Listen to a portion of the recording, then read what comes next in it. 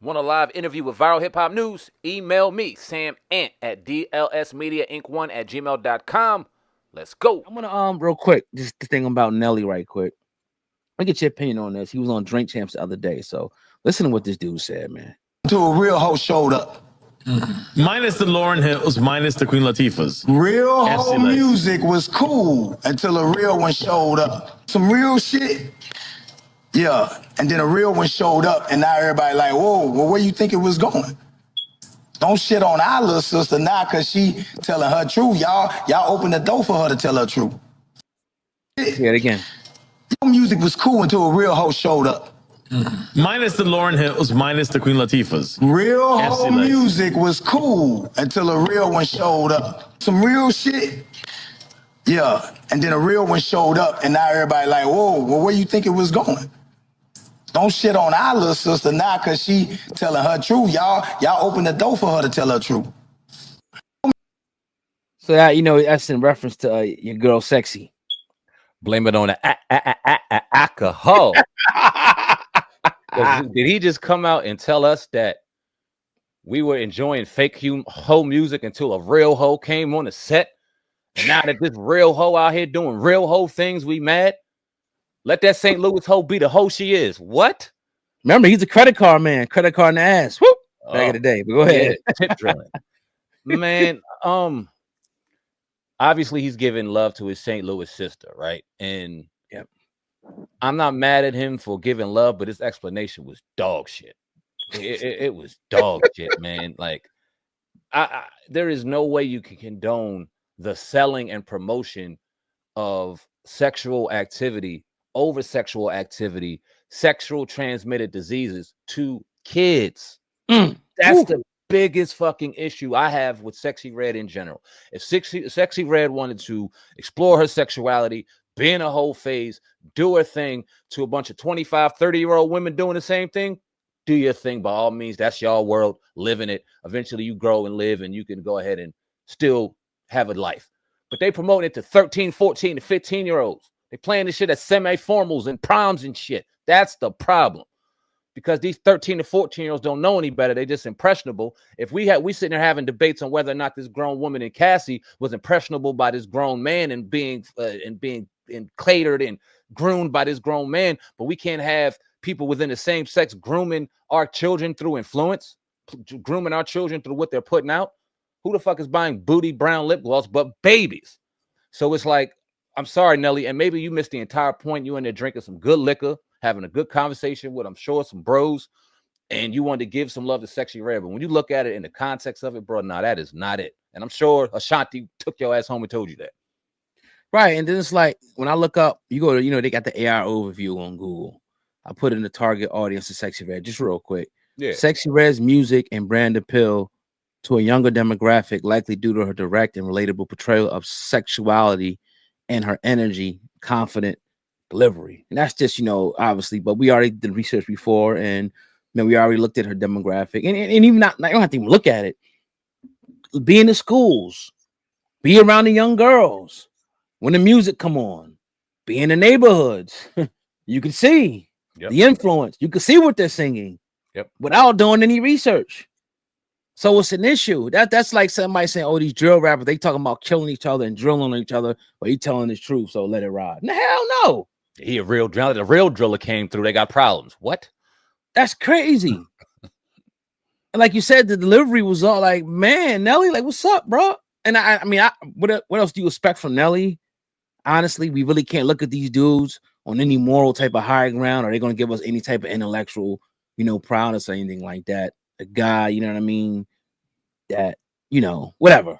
But it's like, come on, we it's not that we want to attack her, but we have a duty to protect the youth and protect the image and call this shit out. Like, we got daughters, we got sons, we have, people that, can be affected in neighborhoods, and we coaching and we doing different things like that. So the kids are directly affected by this shit. We better be saying something. Yeah. If not, we'd be a straight up accomplice to this shit. Bro, you remember when we used to drive with our parents and they would listen to 96.1 and Power 99? It wasn't no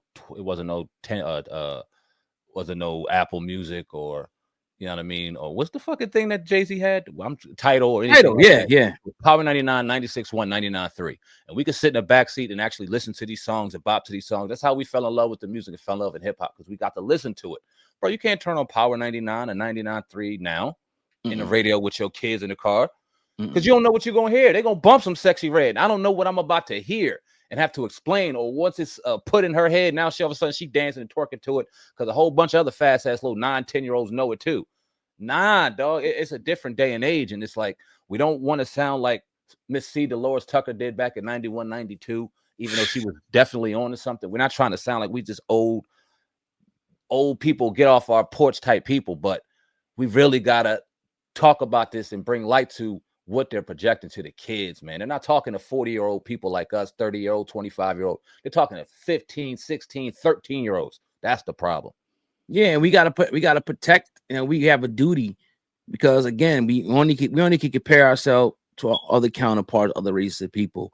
They don't have this shit like that. And if they are listening to it, they know the difference between, okay, this is just entertainment, whatever the case may be. Because there's white girls that bop to it. Oh yeah, and shit like this and all that, but they ain't out there, emulating this shit. They ain't out there, popping on the school bus and shit like that, and messing around with guys. 14 years old, you got 4 or 5 different dudes you talking to and shit like this. You have people like her and people that came before her directly are to blame, and the parents' influence. I don't want to make it seem like we're just going after her, but she is complete trash and an enemy to the people. Sexy Red, period. There's nothing else nobody could tell me. And I get tired of these dudes with podcasts and shit giving her fucking head, bro, for lack of a better word. Blowing her, oh, you the best thing since sliced bread. Oh, that's our sister. Nah, fuck her. You destroying a whole generation of the youth with your bullshit. Yep. I'm not gonna sit up here and tiptoe on the shit. Fuck her. And some adults that think they still kids, they the one distributing it to their kids too. They don't get a pass. Sure. Because the kids will listen to it and rock it. As soon as they walk in their house, their mama dumping that shit too, twerking on the phone. So we got a global responsibility to call out the bullshit.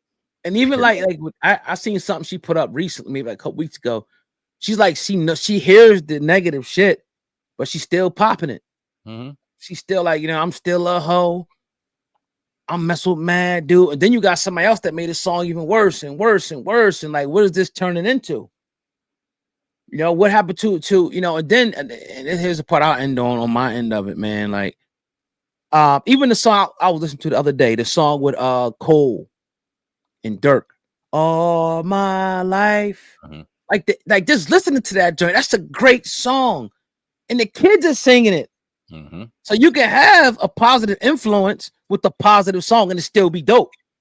It don't have to be ratchet music for it to be dope. It could still be a positive messages and the kids can sing to it and it's be good for them and it still be a dope ass song. How many dope songs that we came up with? Bob Marley's, your Lauryn Hill's, Jay-Z songs, Nas songs that were positive messages and was still dope as shit.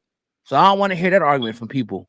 And you can still hear it in a trampoline park with your kids. You can still listen to it while girls are doing gymnastics in the studio. They could put it in their library of music to where it can still be heard and be received and be hit by the masses and make real impact. And hip hop could be looked at in a different way instead of my booty holes brown. And I couldn't even recite a lyric for you on Sexy Red because I don't know 2 bars from her. So right, definitely. But yeah, man, we almost got 40 minutes in. Yes, appreciate the people listening again.